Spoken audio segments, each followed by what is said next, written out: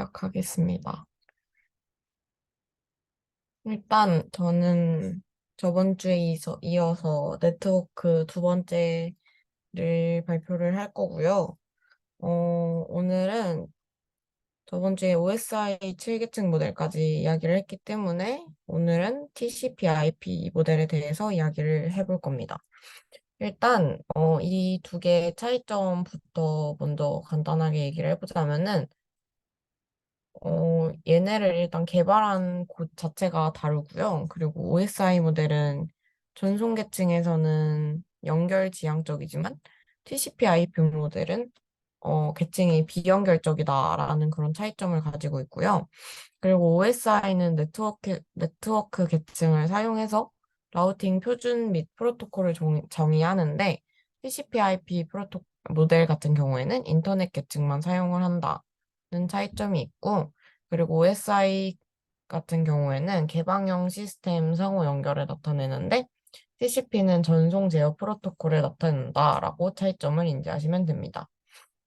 그럼 TCP/IP 모델에서 좀 더 자세하게 알아볼 건데, 일단 이 계층 모델은 네트워크에서 사용되는 통신 프로토콜의 집합이거든요. 그래가지고 이제 이 계층들이 프로토콜의 네트워킹 범위에 따라 4개의 추상화 계층으로 구성이 되어 있어요. 그래가지고 특정 계층이 이제 변경되더라도 다른 계층이 영향을 받지 않도록 설계가 되었고요. 뭐 예를 들어서 전송 계층에서 이제 TCP를 UDP로 변경했다고 해서 인터넷 웹 브라우저를 다시 설치하는 것은 아니잖아요.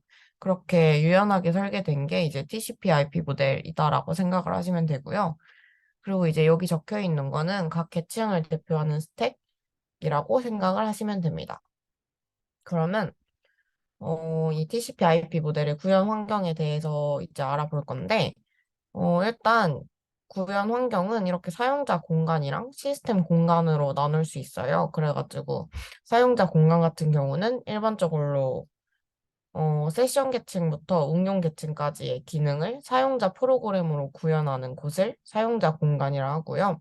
그리고 시스템 공간 같은 경우는 운영체제 커널 내부에 구현하는 것들을 얘기를 해요. 그래서 이제 사용자가 뭐 TCP나 UDP나 IP 기능을 이용할 수 있도록 소켓 인터페이스를 제공을 하고, 그리고 하위 계층 같은 경우는 랜카드나 드라이버 루틴을 통해서 동작을 합니다. 그래서 이제 좀 더 간단하게 얘기를 해보자면은 이렇게 사계층으로 이루어진다고 했는데 TCP, UDP 같은 경우는 사용자 데이터를 전송하는 전송계층 프로토콜이고요.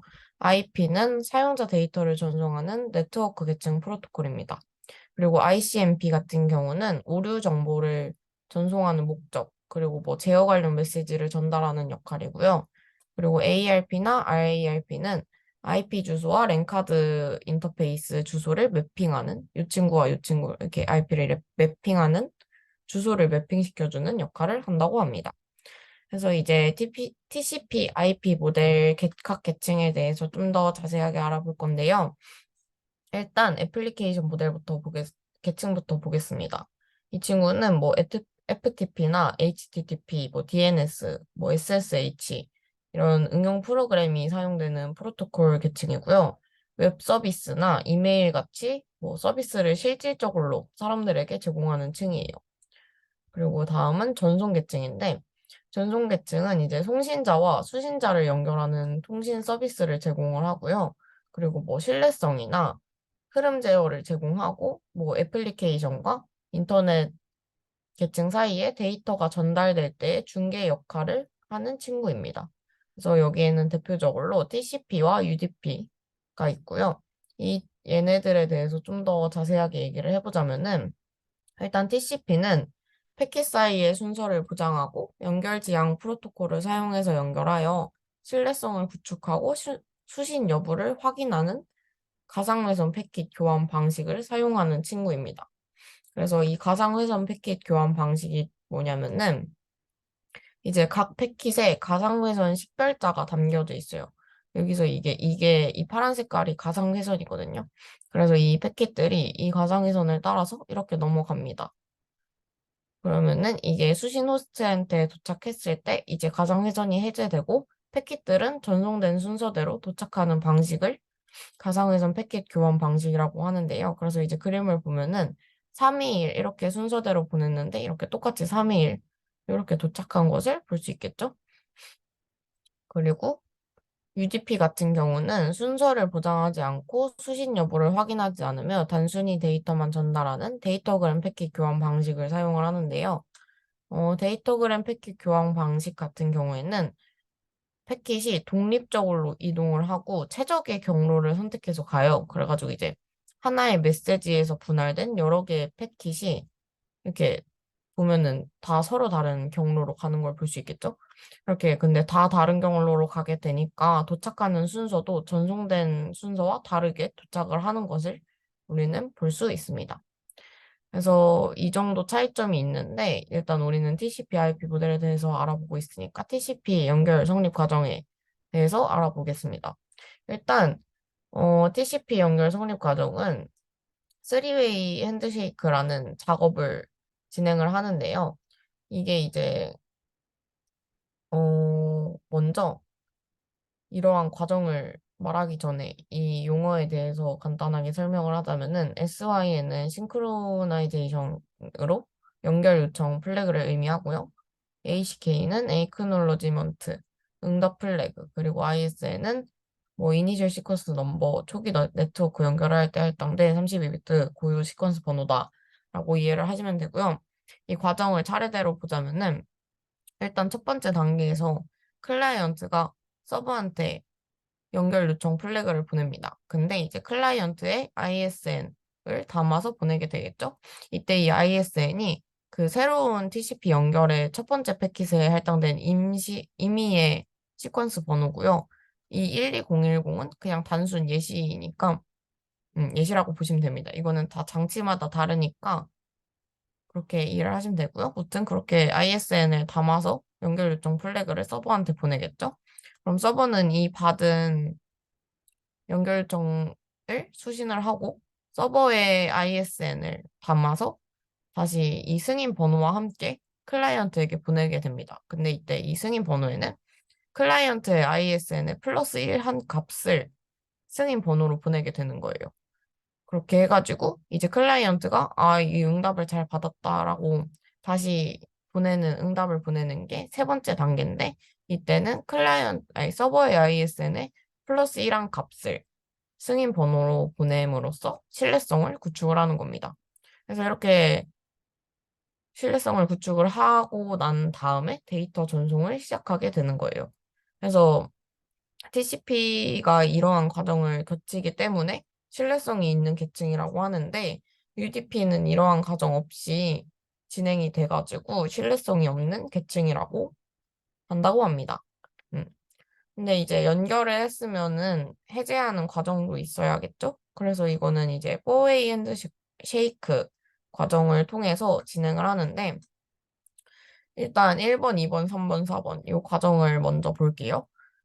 일단 먼저 클라이언트가 연결을 닫으려고 할 때 FIN으로 설정된 세그먼트를 먼저 보냅니다. 그러면은 클라이언트는 이제 finish wait 첫 번째 요 상태로 들어가게 되고 서버의 응답을 기다리게 되겠죠. 그러면은 이제 서버가 클라이언트에게 승인 세그먼트를 보내는 거예요. 그러고서는 서버는 클로즈 웨이트 상태에 들어가게 되고 클라이언트가 이 애크놀리지먼트를 받게 되면은 피니시 웨이트 두 번째 상태에 들어가게 되는 겁니다. 그래서 이제 서버가 이 플래그를 보내고서는 일정 시간이 지난 다음에 다시 클라이언트에게 피니시 세그먼트를 보내요. 그러고서는 이 세그먼트를 보낸 다음에 서버는 라스트 애크놀리지 상태로 들어가게 되고 클라이언트가 이 세그먼트를 받으면은 다시 서버에게 응답 요청을 보냅니다. 잘 받았다는. 그러고서는 이 응답 요청을 받게 되면은 서버는 클로즈 상태가 되는 거고, 이 서버가 클로즈 상태가 됐으면은 다시 응답을 안 보내잖아요. 그래가지고 여기서 클라이언트에서 타임 웨이트 상태를 가지다가 일정 시간이 지나면은 클로즈 상태가 되고, 두 개 다 클로즈 상태가 됐으니까 클라이언트와 서버의 모든 자원의 연결이 해제가 되는 과정을 거치게 됩니다. 그러면은 이 타임 웨이트 과정이 이제 소켓이 바로 소멸되지 않고 일정 시간 유지되는 상태인데 왜 그냥 연결을 안 닫고 이러한 상태를 유지하는가라는 의문을 가질 수 있는데요. 그 이유는 일단 두 가지가 있어요. 첫 번째는 그런 지연 패킷이 발생할 경우를 대비하기 위해서인데요. 패킷이 이제 뒤늦게 도달하고 이를 처리를 못하면은 데이터 무결성 문제가 발생하겠죠? 왜냐면은 그냥 이 떠다니는 패킷을 처리할 클라이언트나 서버가 없으니까. 그래서 그러한 문제를 예방하기 위해서도 있고요. 그리고 두 번째는 두 장치의 연결이 닫혔는지 확인하기 위해서인데, 만약에 서버에서 이 라스트 에크놀로지 상태에서 그냥 클로즈드로 바뀌게 되면은 다시 새로운 연결을 하려고 할 때 접속 오류가 발생하잖아요. 그래서 그러한 것도 예방하기 위해서 타임 웨이트 상태를 가진다라고 이해를 하시면 됩니다. 그리고 다음은 인터넷 계층에 대해서 볼 건데, 인터넷 계층은 장치로부터 받은 네트워크 패킷을 IP 주소로 지정된 목적지로 전송하기 위해 사용되는 계층입니다. 그래가지고 뭐 IP, ARP, RARP, ICMP 이러한 것들이 있고요. 패킷을 수신해야 할 상대의 주소를 지정해서 데이터를 전달하고, 뭐 상대방이 제대로 받았는지에 대해는 보장하지 않는 비연결형적인 특징을 가지고 있다고 합니다. 아까 맨 처음에도 얘기했었죠. 이 PTCP는 OSI와 반대되게 비연결형적인 특징을 가지고 있다라고 기억을 하시면 되고요. 그래서 이 스택에 대해서 좀 더 자세하게 알아볼 건데, 일단 첫 번째는 ARP입니다. 이 친구는 어드레스 레졸루션 프로토콜이라는 건데, 얘는 이제 데이터 링크 계층 프로토콜을 이용하여 데이터를 전송하려면 네트워크 주소, 즉 IP 주소를 데이터 링크 계층 주소로 변화해야 하기 때문에 그러한 목적으로 사용하는 친구입니다. 그래서 얘는 특정 호스트에게 보내는 게 아니고 전체가 다 들을 수 있도록 방송 기반 프로토콜을 하거든요. 그 브로드캐스트 기반. 그래서 이게 무슨 얘기인지 이 경우를 두 가지를 설명을 하면서 이해를 해볼 건데 일단 S가 A와 통신을 하고자 하는 경우입니다. 그러면은 이제 S가 A와 통신을 하기 위해서는 지금 이 친구들은 동일한 망이 있잖아요. 같은 망을 사용하고 있어요. 같은 데이터 링크 계층에 존재한다는 이야기겠죠. 그래서 이제 A에게 S가 A의 IP 주소를 가지고 있습니다. 그래서 이 IP 주소를 이 모든 노드에게 이 IP 주소 누구 거니? 뭐 이 주소에 해당하는 시스템은 나한테 데이터 링크 계층 주소 알려줘 하고 방송을 하는 거예요. 그러면 이때 모든 노드들이 이 방송을 듣게 되고 A가 이 방송을 듣고 아, 이 IP 주소 내 거야. 내 데이터 링크 계층 주소 보내줄게 하고서는 S에게 보내면은 S는 이 A의 데이터 링크 계층 주소를 받았으니까 서로 통신이 가능하게 되는 겁니다. 그래서 이게 같은 망일 때 경우이고요. 그리고 두 번째는 다른 망일 때 경우인데 이제 S가 B와 통신을 하고 싶어요. 근데 이 친구들은 다른 망에 존재를 해요. 그러면 어떻게 해야 하냐? 일단 차례대로 얘기를 해보자면은, S가 B 주소를 가지고 해당하는 IP 주소를, B의 주소를 실어서 전체에게 보내요. 근데 아까 얘는 브로드캐스트 방식을 사용한다 했잖아요? 그럼 얘가 이렇게 쭈르륵 보내면은, 어, 여기까지는 가질 않아요. 왜냐면은 브로드캐스트 방식이라는 게 같은 망에서만 유효한 거기 때문에 이렇게 보내는데 얘네도 안 받고 얘도 안 받고 얘네도 안 받았으니까 이제 그 주소를 받는 애가 없잖아요. 그래서 그때 주소를 받는 게 라우터나 브릿지가 이 주소를 가지는 거예요. 그래서 이 라우터나 브릿지가 S에게 이 주소 내 거야 나 줘 하고서는 이 주소를 받아와서 본인의 데이터 링크 계층을 보내고 그리고 이 가져온 IP 주소를 라우터나 브릿지가 자신과 연결된 다른 망에 있는 노드에게 전송을 해서 B에게 이렇게 연결해가지고 데이터 링크 계층 주소를 받아와서 이렇게 통신이 가능하게 되는 겁니다.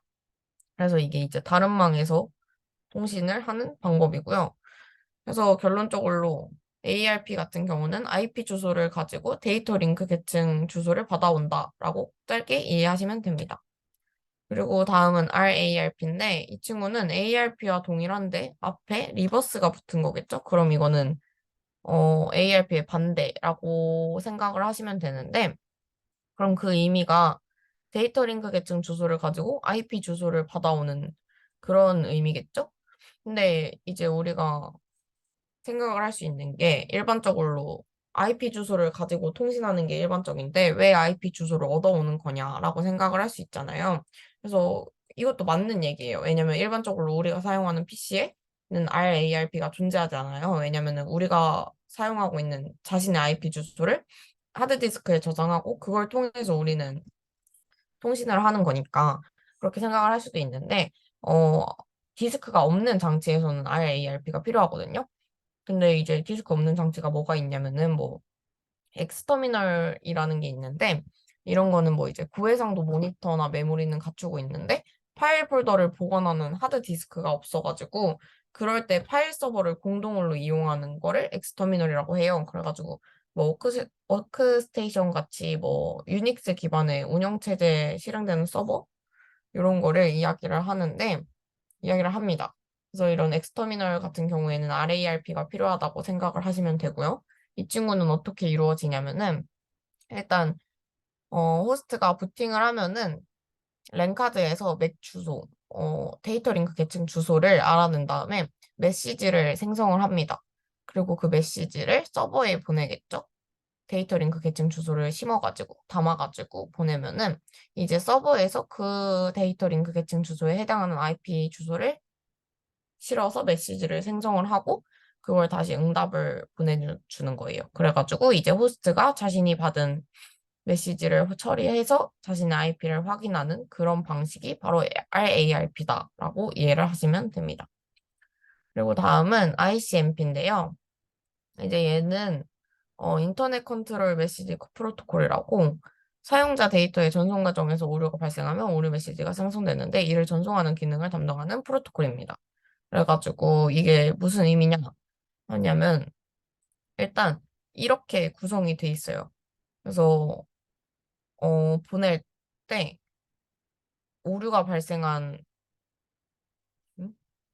어, 오류 메시지를 보낼 때 그 타입과 코드를 보내고 이 체크섬이라는 게 오류가 발생하는지 확인하는 그런 거거든요. 그래서 요거를 담아가지고 ICMP에 보내는데 이때 헤더를 같이 보내요. 이때 헤더가 이제 문제가 발생했을 때 해당하는 앞부분을 함께 보내서 문제를 분석할 수 있도록 하는 그런 친구라고 합니다. 그래서 이런 게 있고요. 주요 컨트롤 메시지에는 이런 게 있는데 뭐 에코 리퀘스트 리플라이는 뭐 핑 메시지, 핑 서비스를 에코 리퀘스트 리플라이라고 하더라고요. 근데 저는 그거밖에 핑 서비스밖에 몰라가지고 이런 자세한 거는 찾아보다 말았는데 무튼 그렇습니다. 관심 있으면 찾아보시면 좋을 것 같습니다. 무튼 그래서 결과적으로 ICMP는 사용자의 데이터 전송 과정에서 오류가 발생하면 그 오류 메시지를 전송하는 기능을 담당한다라고 이해를 하시면 되고요. 다음은 마지막으로 링크 계층인데 이제 링크 계층은 전선, 광섬유, 무선 등으로 실질적으로 데이터를 전달하고 그 장치 간의 신호를 주고받는 규칙을 정하는 계층이에요.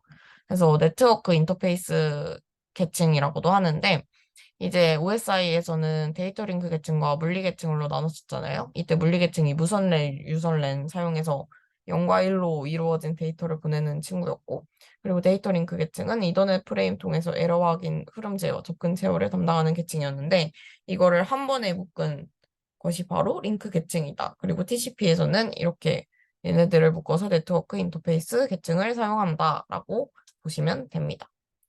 그래서 TCP/IP 모델은 끝났고요. 제가 준비한 내용도 여기까지입니다.